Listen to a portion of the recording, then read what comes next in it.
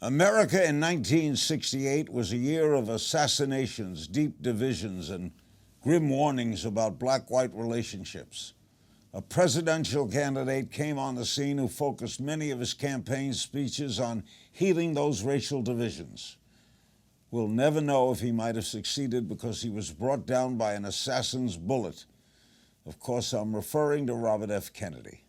His son, Bobby Jr., has a new book out about his father and his famous family, and we recently spoke about that and about today's tumultuous political landscape. The book is entitled American Values: Lessons I Learned from My Family.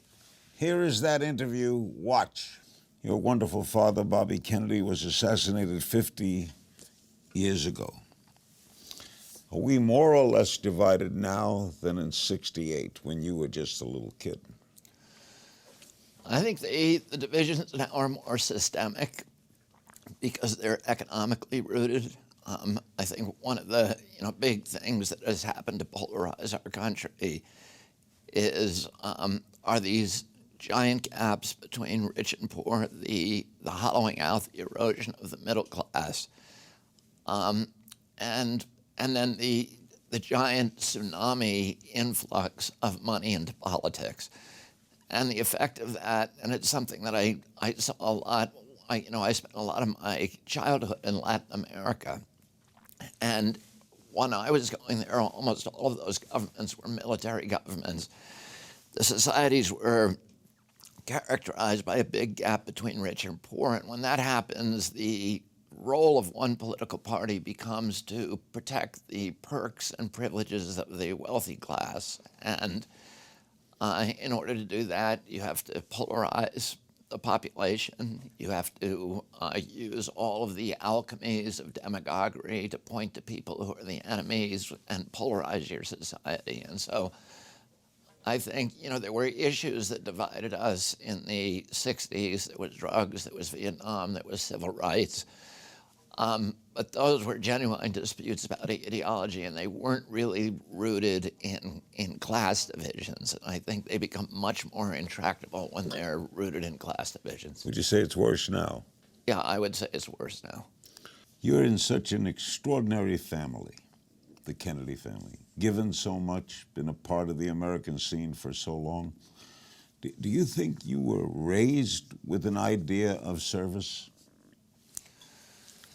Well, some kind of public service, but it was all around us because we were,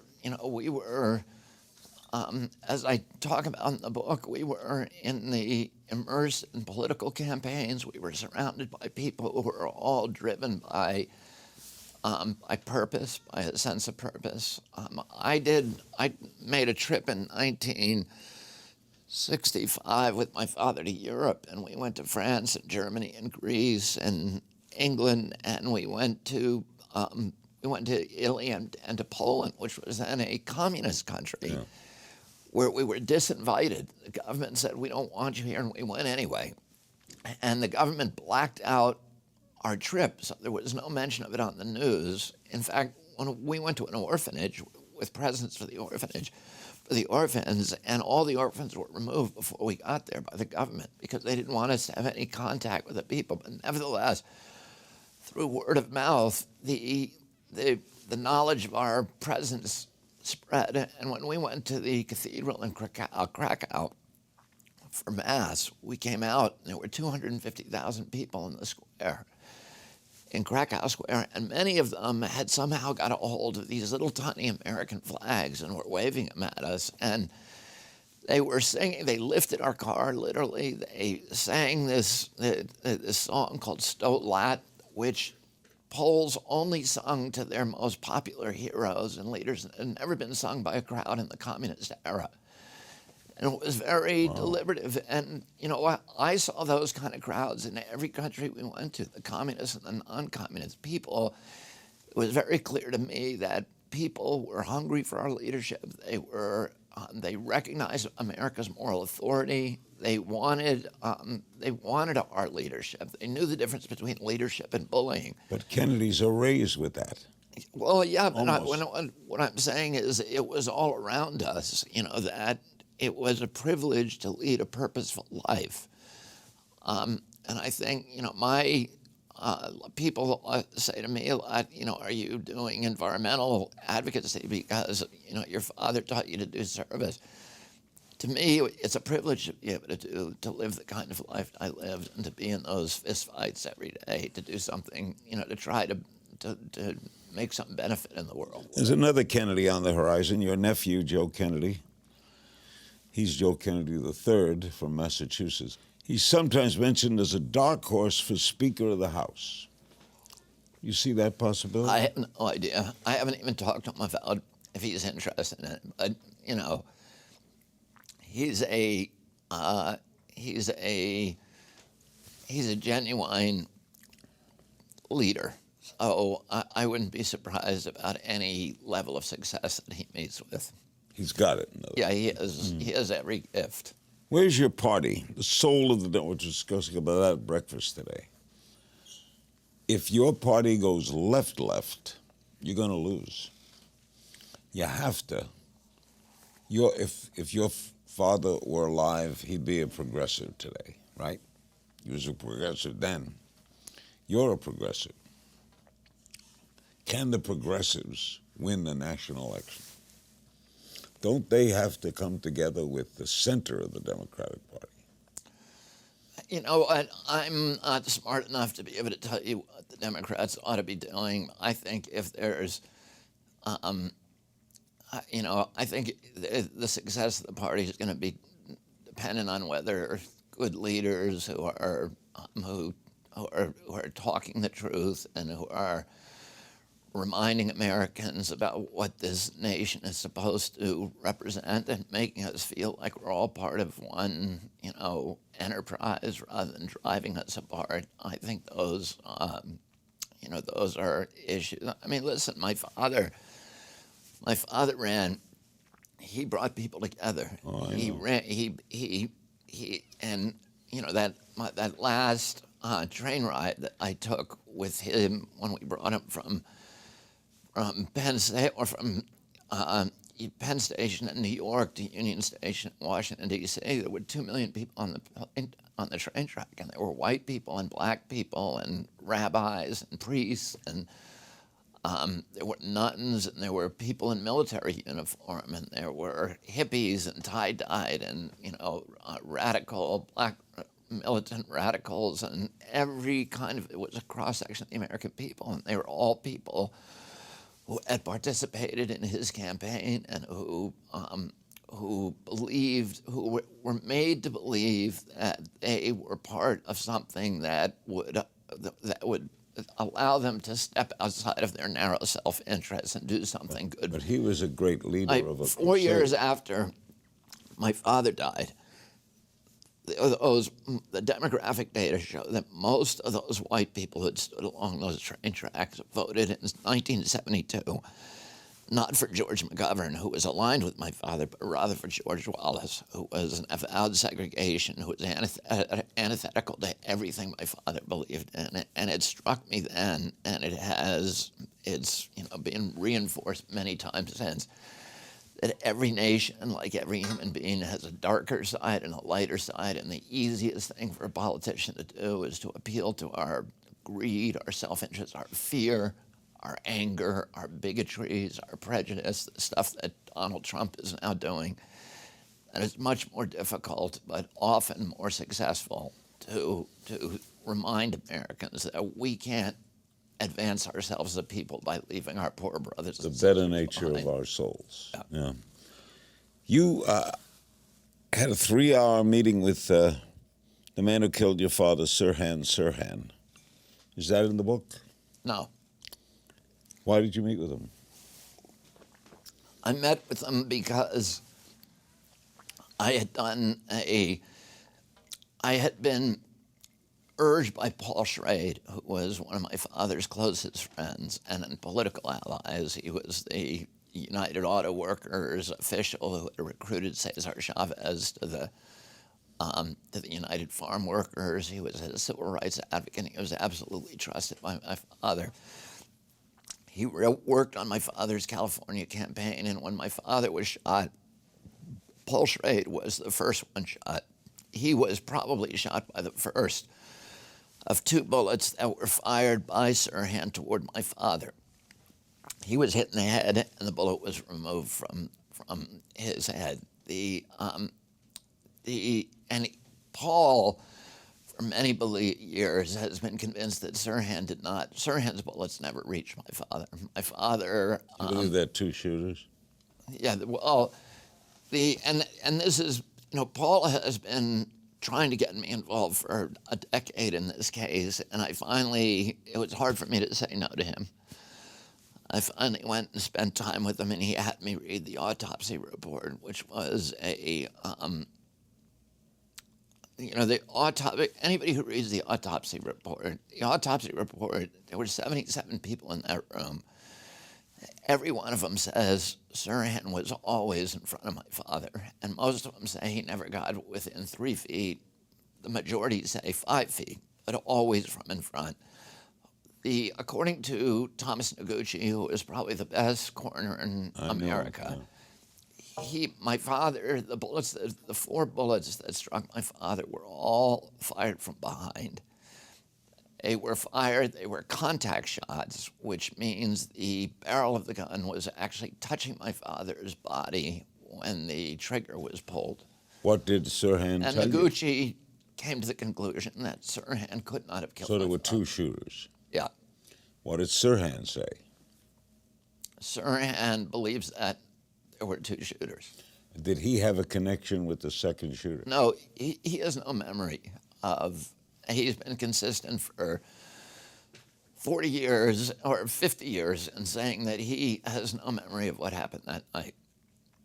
So how did you spend? And most of the people, virtually all the psychiatrists who have examined him have said he's telling the truth. He has no memory. So what did you spend time talking about? I'm not going to talk about the specifics of what I talked about. Can we ever solve that?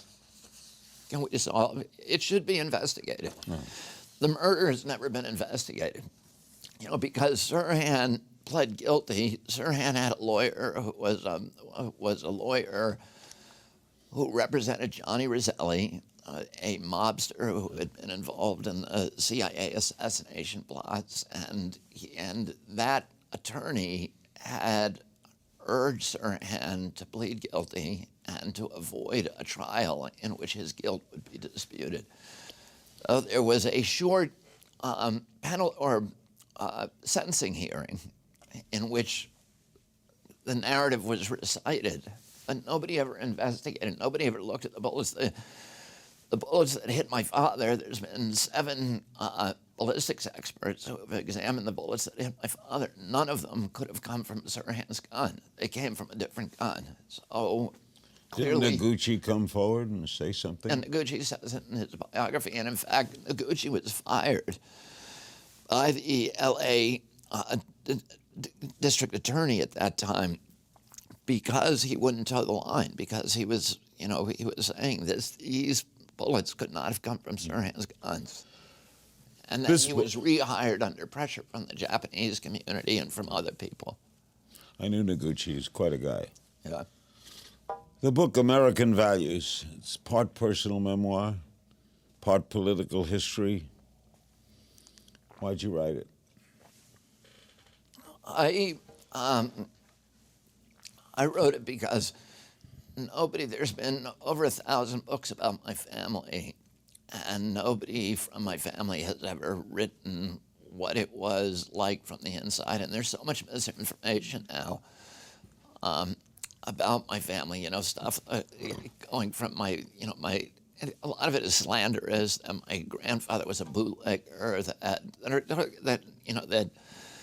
my grandfather had relationships with mobsters that they fixed in the 1960s election, and on and on and on. And those things are so embedded in the psyche on the American political landscapes that people just accept them as true, and none of them have anything to do with the truth. And a part of this, the book is kind of straightening the record out, looking at the facts on those issues, and some of it is just kind of my gift to my children and their 105 Kennedy cousins who are part of our family and part of all the, the gestalt of what it means to be part of our family. And it was my attempt to explain to them our family's role in American history. The last chapter of the book is about your mother, who's 90 now, right? Yeah, she just turned 90. How is Ethel? She's wonderful. She's an amazing woman. I was at the She's wedding. Funny and sharp and, a great storyteller. Still up there in Hickory really Hill? Fun. She sold to Hickory Hill about 10 years ago. And she now lives in Palm Beach during the winter, and she's at the Cape the autumn, spring, and summer. You praise her, but you also say there were times when her love didn't feel unconditional. I had a tumultuous relationship, which I talk about in the book, With your my mother? mother from the time I was born. And that... Really? Yeah. And when I was young, I couldn't see these really heroic qualities that she has as clearly as I can What now. were you mad at? I was I was a rebellious kid. I think that, and like my own kids are constantly, I have 6 children of my own and Cheryl has one, but, they're constantly looking for evidence of hypocrisy or, or whatever, me not living up to inconsistencies and, my Challenging kids. Yeah. And I think that's what kids have to be. I think you're supposed to divorce your parents. You're supposed to, and some people do it at an older age. I did it at a very young age. So her rules I experienced as petty tyrannies that didn't make any sense, and I spent a lot of time running away from home and doing things that. And then I got involved with drugs after my dad's death, and of course that inflamed the whole relationship. So I was unable to see all of these extraordinary qualities that my mother has. And then I got sober, in my 29 years old, and I then had 6 kids of my own, and I began to marvel at, how do you get 11 kids to kneel and say the rosary every night? How do you get them all to show up on time for dinner with their hair brushed and their nails brushed and their hair combed, and force everybody to participate in a single conversation where sidebars are illegal and and all of the, and then force us to memorize poetry and go to mass every day in the summer, sometimes twice a day. And you start to appreciate that when you have kids of your own. Robert, you're a great American. It's an honor knowing you. Thank you, Larry. The same.